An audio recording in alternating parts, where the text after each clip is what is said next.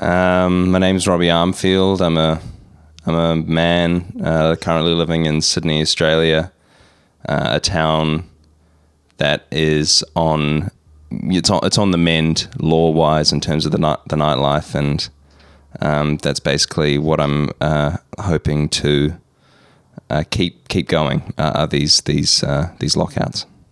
So tell me about the lockouts. Essentially, there are a bunch of clubs and pubs and bars and things that are too loud, and there's too much violence happening in and around them. And Mike Baird and a number of other politicians have rightly put in place some sort of curfews on these venues, so party goers have to go home at a reasonable hour. And people seem to be getting quite up in arms about it. They want to be able to drink all the night through and basically become increasingly violent. And I'm essentially just for peace. Now, Robbie, I believe you have a very personal experience with a. Oh, absolutely, yeah. So, what motivates you to keep Sydney closed?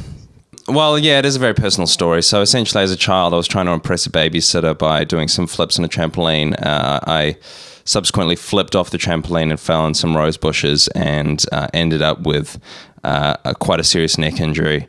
This has, been exacerbated later in life by an incident I found myself being involved with at a pub where a man was running by me, and I was just playing pool, I think, and I fell over and hit a number of stools on the way down. I think a glass might have smashed.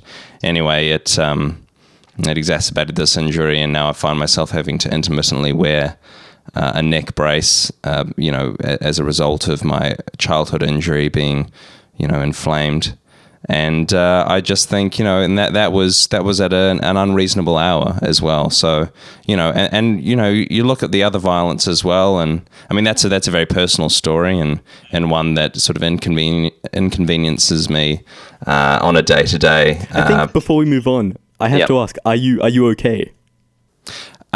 Yes, I'm okay. You mean the movement "Are You Okay" day? Is that? Yes. Are you okay mentally?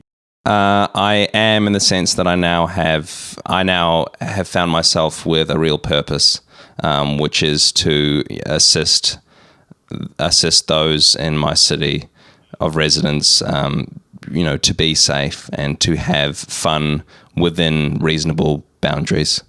That's basically all I'm about, really. It's cleaning my neck brace and keeping Sydney closed. That's beautiful. That's some very inspirational stuff. It's a bit of a personal question, but do you mind asking where this assault was committed upon you? I was actually I can't remember. I'm so sorry. I think it was near the Sizzlers. There's a Sizzlers. The all-you-can-eat establishment. I think we'd gone there and had a lovely feed, and then gone to play some pool, and then I was just rudely interrupted by this absolute mental case. Have you ever been affected by violence? Have I ever been affected by violence? Mm.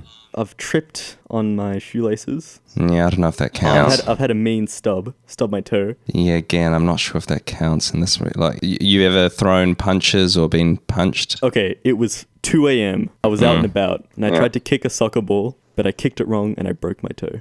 Wow. Okay, well, now we're getting somewhere. I mean, if I were at home, I rightfully should be. Exactly right. I mean, we're talking, again, look, PM is the time you go to bed. That's basically I like that thinking. Yeah, thank you. Mm-hmm. What can be done to quell these people who just think that these conservatives who believe that old is the best, we should keep Sydney open? Oh, right.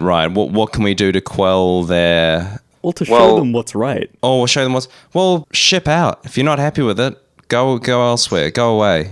I don't care. Who cares?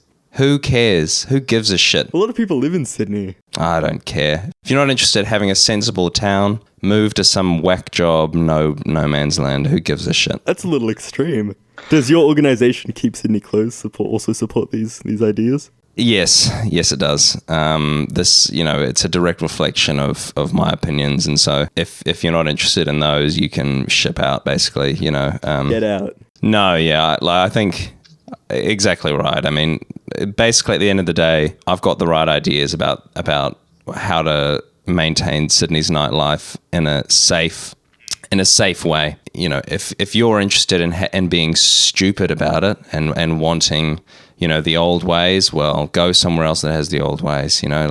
Be stupid somewhere else, in my opinion. Where do you suggest? I honestly don't give a shit. Darwin, who cares? Darwin. It's pretty far. Who cares? Whatever.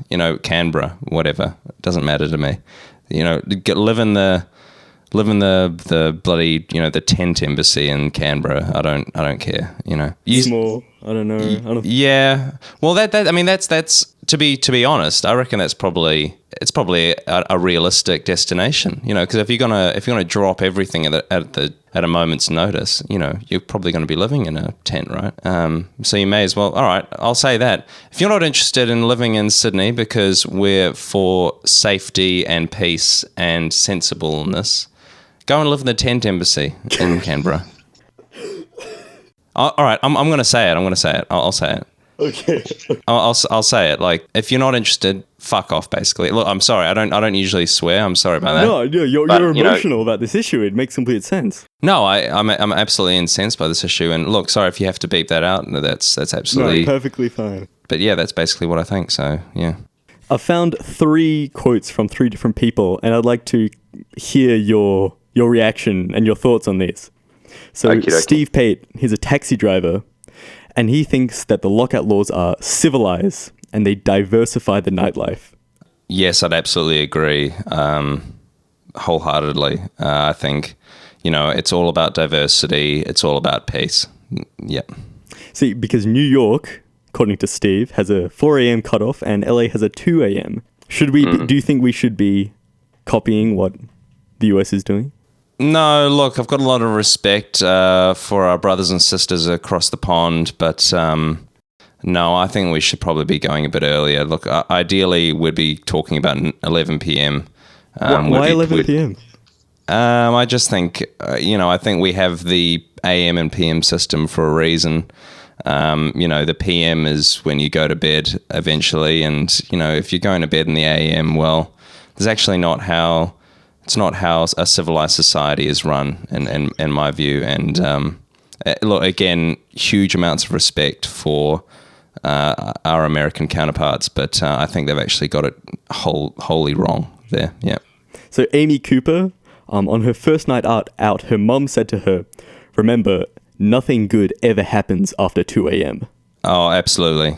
Well, actually, no. A good restful sleep happens. Exactly, because she went on, if there's one place I want to be at 2 a.m., it's in bed, asleep. Absolutely. I think, all these bands and, party goers and things trying to, we just need to look at the root of the cause they're fighting. Listen to this. They are fighting for their rights. They are fighting.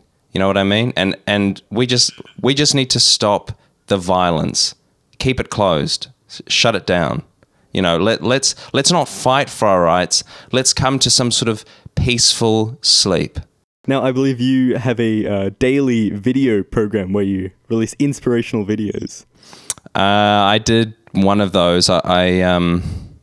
Yes, I try to keep people inspired, but I do tend to lean towards being a bit scared in that respect. But where I can, I do, and this is the voice of courage, so that you're listening to. So that's pretty much all you need to know. That's beautiful, beautiful stuff. Yeah. Are you? Do you? I assume you saw that first video. Were you inspired? I was in fact inspired. I strapped on my boots. Yeah. I walked outside. Oh, that's good. What's up? For the world. Did you? You screamed for the world. I said, "Here I am, and there's nothing you can do about it." That's exactly right. I as a child, I learned the saxophone, and I would sometimes, walk down the street and blare, that out, and it's very important to inspire those around you, I think. If I especially on social media. Oh, definitely. I think, I think we're coming to a newfound era where, it's time to really just inspire. That's really what it's all about, That's really what it's all about. Yeah. Beautiful words. Thank you.